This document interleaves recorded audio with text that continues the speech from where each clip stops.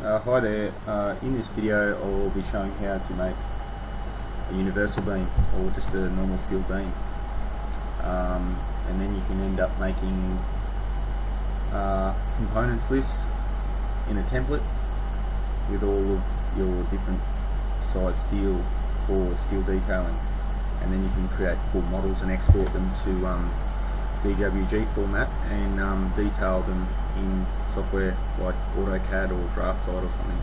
I use DraftSite because it's a free software, and you can create some excellent drawings with it. So I've got already existing beams, all the sizes in my library, and I've also provided weights on each of them as well. It gives me a weight when I hit the W button. That's a shortcut. That's a really good plugin. I'll show that one in a later video.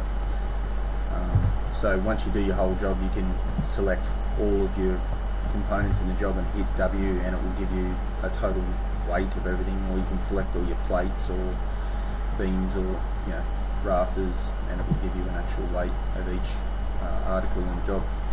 Anyway, so I'm just going to show how to make one of these steel beams here really easily, and then you can save them in your library so that you don't have to make them every time, and it makes modelling quite fast. So the first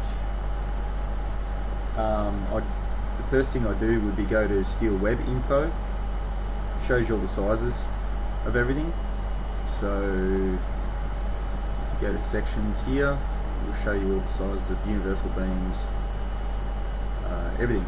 It gives you RHS, CHS, everything. So I'll just do a universal beam today. I'll do a 250 UB31. So it gives you the weight, overall width, height, thicknesses, all that sort of stuff. So it's 146 by 252 exactly. So I'll just first of all I'll create a rectangle that is 146 by hitting the comma key. You can go 252. See the measurement down the bottom right hand side of the screen there, enter, and that gives me a square. You should already know how to do that anyway. There's plenty of videos on it.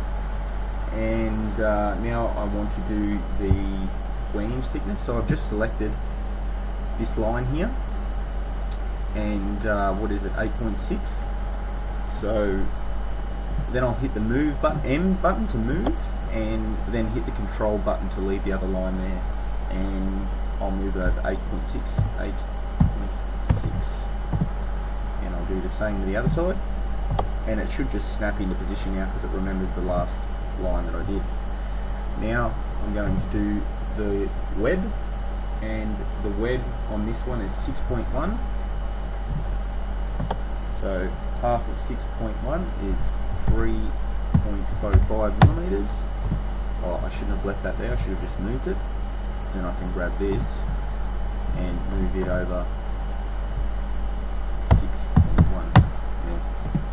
And then I delete the lines that are not needed. And there's the outline of your steel beam. And then if you press the P button, which will pull out, you can pull it up to, I just pull it up to a meter so I know exactly how big it is, and then select the whole thing and make a component. And I think, what was this again? It was a 250 UB31.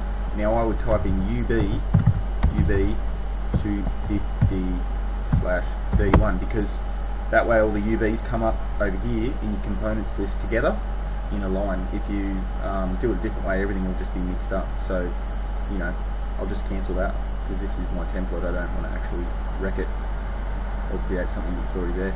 So SHS, UA, unequal angle, square hollow section, rod for bracing, RHS, PFC. I've got everything there, and you just got to make sure that you don't put your radiuses in the corner, because it's much easier then to export later and then to detail in AutoCAD or something like that. Same with everything, and you can easily just fillet them when you do it later in AutoCAD. But I've got some really good plugins there that I'll show in some later videos on how to actually export it really fast and what plugins you'll need to do that.